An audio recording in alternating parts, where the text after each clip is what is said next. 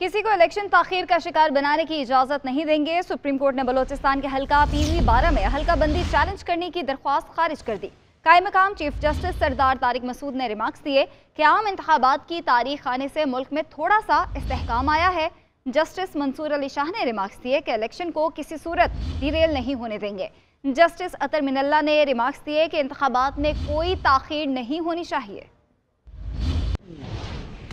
قائم مقام chief justice سردار طارق مسعود کی سربراہی میں 3 رکنی بینچ نے بلوچستان کے حلقہ PV-12 میں حلقہ بندی سے متعلق نظر ثانی درخواست پر سماعت کی۔ جسٹس سردار طارق مسعود درخواست گزار کے وکیل سے مخاطب ہو کر بولے، عام انتخابات کی تاریخ آنے سے ملک میں تھوڑا استحکام آیا ہے۔ کیا آپ ملک میں استحکام نہیں چاہتے؟ عام انتخابات کی تاریخ آنا کوئی معمولی بات نہیں ہے۔ وکیل درخواست گزار قمر افضل نے کہا کہ انتخابی حلقہ بندی سے متعلق غلط فیصلہ کیا گیا ہے۔ جسٹس منصور علی شاہ نے کہا کہ الیکشن پروگرام جاری ہو چکا ہے اور اب کچھ نہیں ہو سکتا۔ انفرادی درخواستوں پر فیصلہ دینے لگ گئے تو الیکشن کا عمل متاثر ہوگا۔ ایسی درخواستوں پر عام انتخابات کے لیے 8 فروری کی تاریخ ڈسٹرب نہیں کریں گے۔ جسٹس منصور علی شاہ نے وکیل درخواست گزار سے مکالمہ کیا کہ آپ انتخابات وقت پر نہیں چاہتے تو عدالت میں بیان دیں۔ الیکشن کو کسی صورت ڈیریل نہیں ہونے دیں گے۔ جسٹس اطہر من اللہ نے ریمارکس دیے کہ انتخابات میں کوئی تاخیر نہیں ہونی چاہیے۔ کسی کو الیکشن تاخیر کا شکار کرنے کی اجازت نہیں دیں گے۔ الیکشن سکیجول جاری ہونے کے بعد انتخابی حلقہ بندیاں تبدیل نہیں ہو سکتی۔ عدالت نے حلقہ بندی چیلنج کرنے کی درخواست خارج کر دی۔ سابق وزیر اعظم اور نون لیگ کے قائد نواز شریف کہتے ہیں کہ آئین ٹوٹتا ہے تو ججز آئین شکن کو ہار پہناتے ہیں،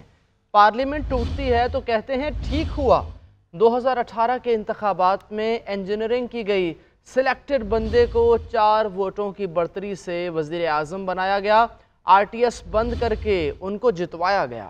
پارلیمانی بورڈ کے اجلاس سے خطاب کرتے ہوئے کہا کہ ہماری پالیسیز جاری رہتی تو پاکستان ایشین ٹائیگر بن گیا ہوتا۔ نئے پاکستان اور تبدیلی کا نعرہ جھوٹ اور فراڈ تھا۔ قوم کو تبدیلی کے نام پر بد تہذیبی کا کلچر سکھایا گیا۔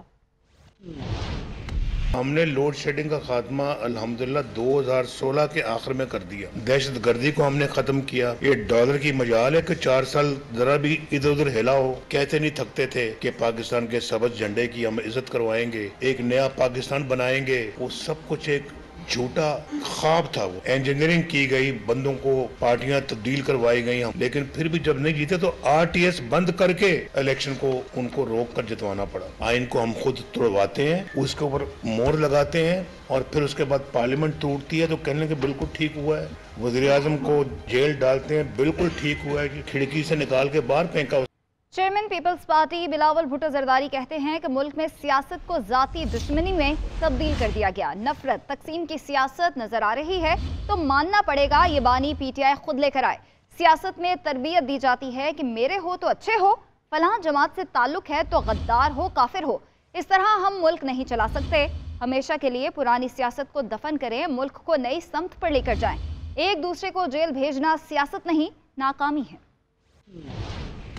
ایک قتل ہوا قتل، شہید ذوالفقار علی بھٹو کون تھا؟ قاتل عامر ضیاء الحق تھا، قاتل لاہور ہائی کورٹ کے وہ جج صاحبان تھے، قاتل وہ سپریم کورٹ کے جج صاحبان تھے، قاتل وہ وکلا، وہ سیاستدان، وہ بیوروکریٹس جو سہولت کار بنے تھے، وہ تمام کے تمام ہمارے قائد عوام کے قاتل ہیں۔ ہم یہی تو امید رکھتے ہیں اپنے عدالت سے، کتنے سال گزرنے کے بعد اب نہ صرف قانونی لحاظ سے قانون کے مطابق غلط پریسیڈنٹ کو درست کریں گے مگر تاریخ کو بھی درست کریں گے اور پاکستان کے عوام کو بتائیں گے کہ آپ کے قائد کے قاتل کون۔ تاریخ درست اس لیے کریں گے تاکہ یہ پریسیڈنٹ کو ہم ہمیشہ کے لیے مٹھائیں۔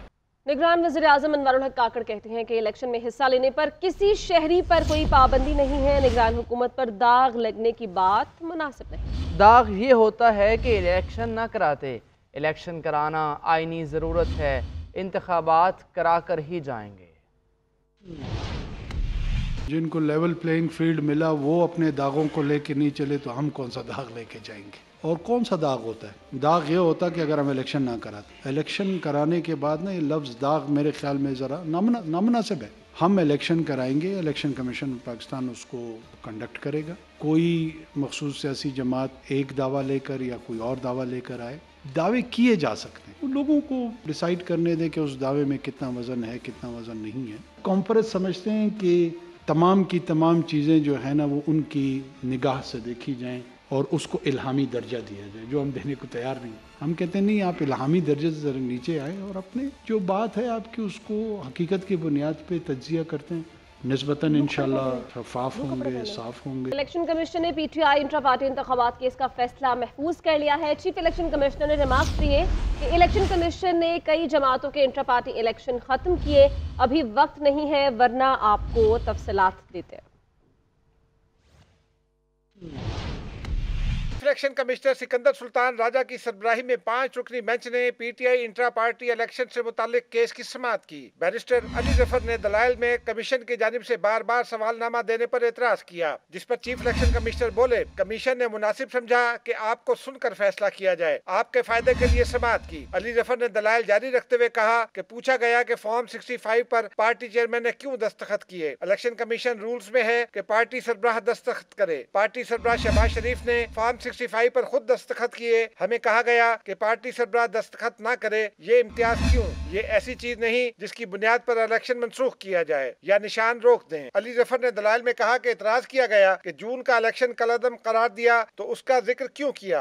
हमने इस एतराज को पहले ही दुरुस्त कर लिया। एतराज किया गया कि बड़े पैमाने पर तशहीर क्यों नहीं की। एतराज किया गया कि इलेक्शन शेड्यूल, मकाम, सीईसी की तैनाती क्यों शाये न की। किस रूल में लिखा है कि इंट्रा पार्टी इलेक्शन की ऐसे तशहीर करना है। चीफ इलेक्शन कमिश्नर ने रिमार्क्स दिए कि कई जमातों को नोटिस गया, बाज़ कमीशन ने मामले पर फैसला महफूज कर लिया। मीडिया से गुफ्तगू में बैरिस्टर अली जफर का कहना था कि जो 40 सवालात इलेक्शन कमीशन ने उठाए उनका इंट्रा पार्टी इंतखाब से कोई ताल्लुक नहीं था। कल जो 40 के लगभग सवालात इलेक्शन कमीशन ऑफ पाकिस्तान ने उठाए थे, उन 40 के 40 का हमने जवाब दिया, लेकिन बहुत सारे सवालात बिल्कुल इस तरह थे जिनका कोई ताल्लुक पीटीआई के इंट्रा पार्टी इलेक्शन से नहीं था। दौरान समाअत पीटीआई के वकील शुएब शाहीन ने बानी चेयरमैन से जेल में टिकटों की तकसीम के लिए मुशावरत की इजाजत देने का हुक्म देने की इस्तदा की तो मेंबर खैबर पख्तूनख्वा ने कहा कि ये मामला हमसे मुतालिक नहीं। ताहम चीफ इलेक्शन कमिश्नर ने कहा कि दरखास्त दे दें, इस पर मुनासिब हुक्म देते हैं।